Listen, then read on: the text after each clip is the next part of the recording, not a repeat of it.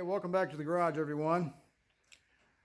Our first large maintenance item on the Mercedes 300 SD.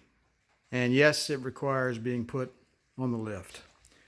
Because why? Because, hey, it's here and laying on your back sucks. What we've got here is a pinhole leak in this fuel line right here. It's about right there. If I agitated it, slowly drips out. Well, it slowly drips out anyway. But we've got two new fuel lines, and we will also replace the in-tank strainer as well. So we will be doing that just shortly. And you can see where the diesel fuel has been slowly drizzling over the axle shaft there. So hopefully we will that will cease pretty soon. So all right, we're getting ready to drain the diesel fuel out of this car. So here we go. I'm going to pinch off one of the lines going to the car, and then I'm going to cut it. Well, let's see, I wanted to give myself enough line to play with on either side. There we go. All right, now, and I'm just going to use my I don't know what you call them, but they're great. I love them. You can use them for about everything. So I got my funnel here, and my arm is probably in the way. So let's move you around this way a little bit. There we go. That's a little better, isn't it? So if I move my arm up there, that looks all right. All right, here we go.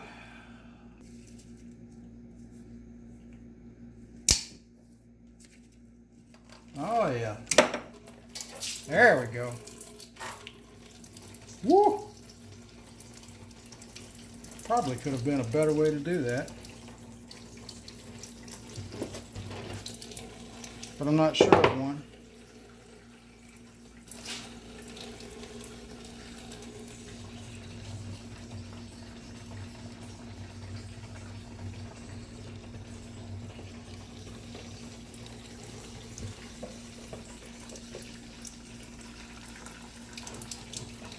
All right, sorry for no commentary. I'm up to my ankles in diesel fuel. I got two 5-gallon cans. So I got the empty one right there when this one fills up. Let's see, what does that look like? Look like a monkey doing something bad to a football on camera? Yeah, there we go. All right, well, we're catching 99.5% of it anyway.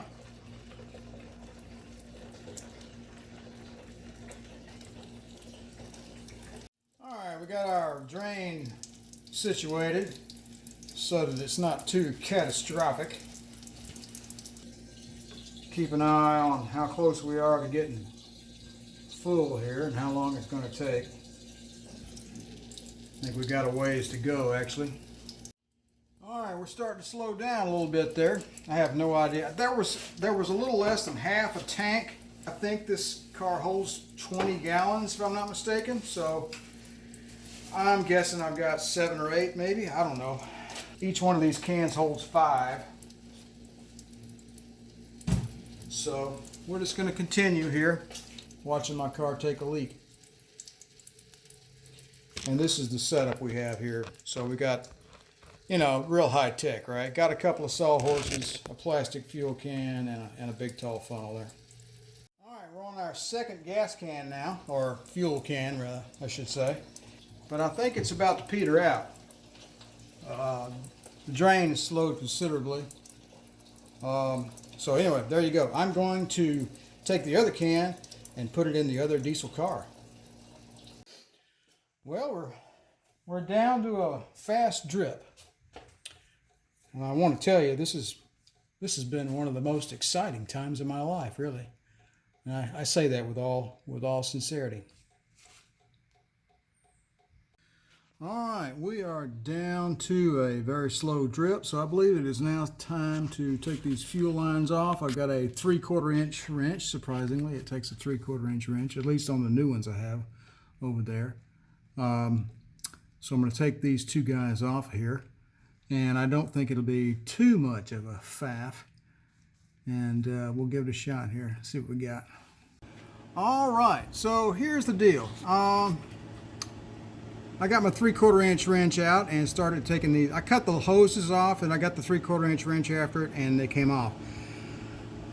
This one, the I put the 3/4 inch wrench on the fitting, on the hose fitting, and the big one started turning with it, and boom, I got a bath of diesel fuel. So if you think you're done draining the tank, think again. One interesting thing I will show you is the condition, and I'll talk about this a little more at length. This was the condition of my current strainer. I have no idea how this car was operating, to be honest with you. I thought it was running pretty good. Holy cow. All right, more on that later. All right, it's the next day. I got a little tired last night, decided to pick this back up after work. So here we go. I've got the installation of the strainer and the 2 new hoses completed. I didn't use any special tools. So what I did was I took the strainer, this part of it, and I put it in the bench vise, all right, to keep it still. And then I got my 19 millimeter or 3/4 inch, either one, wrench, and tightened this guy up to a reasonable tightness. I know there's some I believe 39 Newton meters for this guy here, but good luck. I don't have a way to put a torque wrench in here. So what I did was I tightened this hose into the strainer first, and then I took the hose and the strainer together and put it up in the hole. Make sure your O-ring has a little diesel fuel on it, but so it won't leak later. Anyway, and then I simply used the 19 millimeter wrench to tighten on the hose part, right? Now the spec is around 28 foot-pounds, but that spec does not exceed the amount of torque you need on this guy. So really, just use your wrench and put it on this. There's no need for a special wrench on this. Not really. Kent Bergsma special socket. No, you don't need that crap. Okay, so, and this one over here, you just screw it in there and away you go. And then connect your hoses up with a Phillips head screwdriver. And I used the original clamps because there's nothing wrong with them. They're really good clamps. The only other thing was this one came a little longer, and I had to just sort of snake it around, get a visual on it, and then cut it to length with these guys right here. I love those. Okay, so that pretty much sums it up for underneath the car. The next thing up will be the pre-filter and the primary fuel filters. All right, so we are done with the under the fuel tank area. So we're going to move on to the engine bay and replace the pre-filter, which you can tell is pretty black from all the algae and crap that was in the fuel tank. And we're going to change our regular filter here. So I'm going to start on this little one next.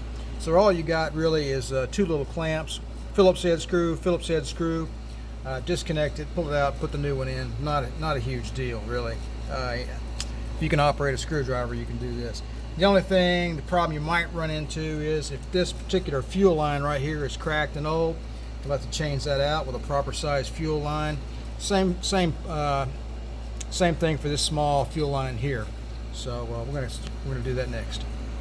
All right, don't let anybody try to tell you this is hard. Changing out the fuel filter, really easy. If you could change out the pre-filter or a fuel filter on a lawnmower or an old car, you can do that. It's real easy. This upper fuel filter, you get yourself a big crescent wrench and you loosen this bolt right here, and put you a rag underneath here to catch any loose diesel fuel. And when you put your new fuel filter on, go ahead and fill it up with new diesel fuel. Fill it up in the holes on the outside of the filter, because that's where the fuel goes in from the tank. And don't try to put it in the middle because that's the output to the engine. I don't see any leaks. And all I did was I hit my primer pump, 10 or 15 times until it squeaked a little bit. Saw the fuel in the fuel filter there. Fired it up. It stumbled just a little bit. Done. Okay, so for this video, we've replaced the 2 fuel lines from the bottom of the tank. We've replaced the fuel tank strainer, the pre-filter, and also the primary fuel filter. I will reserve the diesel fuel treatment for another day. I plan to run a diesel purge on the engine as well. So I will say that the hardest part about doing this particular job is draining the fuel tank. That takes a lot of time and a lot of effort. If by all means, if you can minimize the amount of fuel in the tank, I know it sounds like a no-brainer, but I would try to do that. So I bought this car here just recently, and it came the car came with a lot of fuel in the tank. So it was either pump it out through the fuel tank filler, or drain it out of the bottom, or take the car on a trip. So the fuel was leaking from the one of the hoses, so taking it on a trip really wasn't an option for me because I didn't want to drive a car with a leaky fuel system. So hey, all right, that's going to wrap it up, guys. So appreciate your time. If you'd like to subscribe to the channel, please do so, and hit the like button for me. I'd really appreciate it. Thanks very much. Have a good one.